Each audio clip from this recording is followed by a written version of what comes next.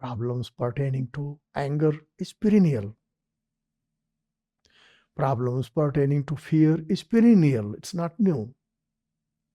Problems pertaining to our distorted sense of self-identity, it's perennial, timeless.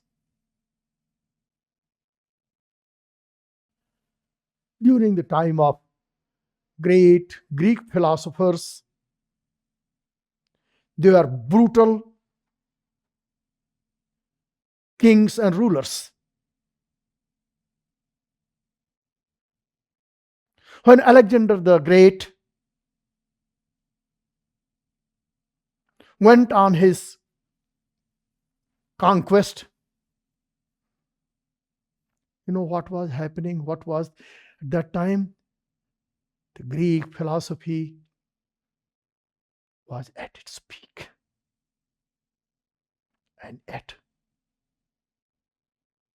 there was a person who in those days was hailed as Alexander the Great.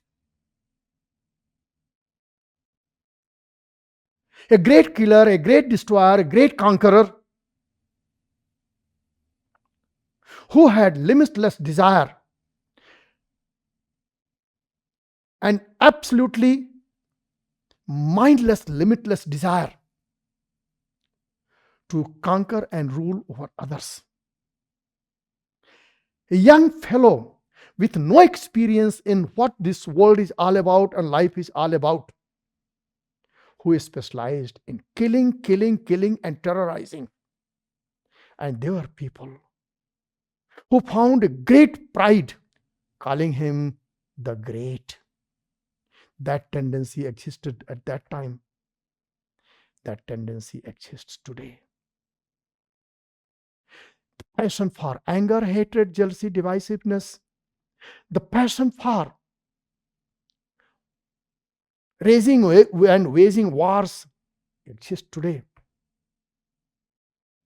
Nothing is new. Tools and means to address those problems were there.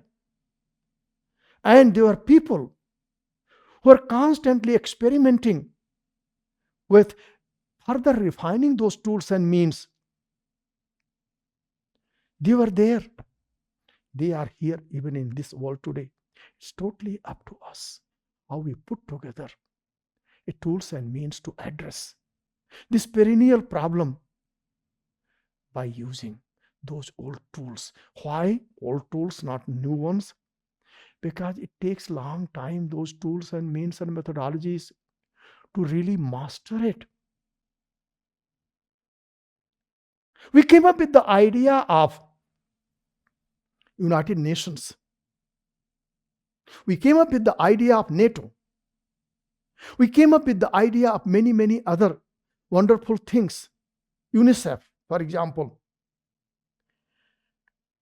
In principle, excellent. And definitely there is some flaw. There are some shortcomings. Result?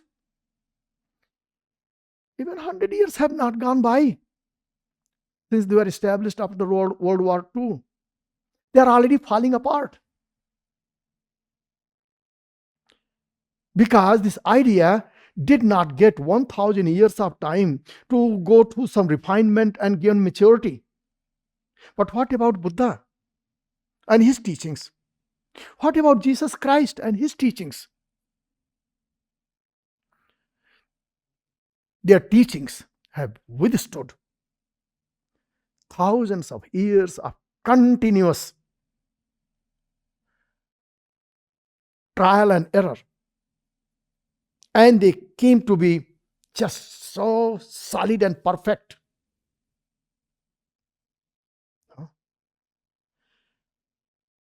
There are tens of thousands of powerful intellectuals with full-time job to tear apart the teachings of Buddha, Shankaracharya, Jesus Christ, and still these tens of thousands of giant intellectuals make no dent. That is what we need to understand about what is new, what is old, and whether or not the old tools and means can solve our current problems.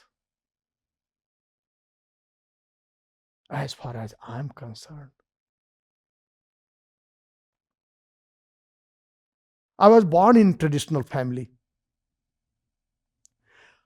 And at some point, I was totally fed up and I revolted, became rebellious. Went through both Eastern and Western system of education, got double doctorate. And at some point, I came to my senses that in my arrogance or in my stupidity, better I should not just mindlessly abandon the wisdom of the past and so much wisdom of the present. It will be better if I can learn how to build a bridge between the two and use the modern knowledge to bring further shine and luster to the ancient wisdom and vice versa. This is what I have been doing. This is my way of keeping the newness of the ancient wisdom, the Himalayan tradition.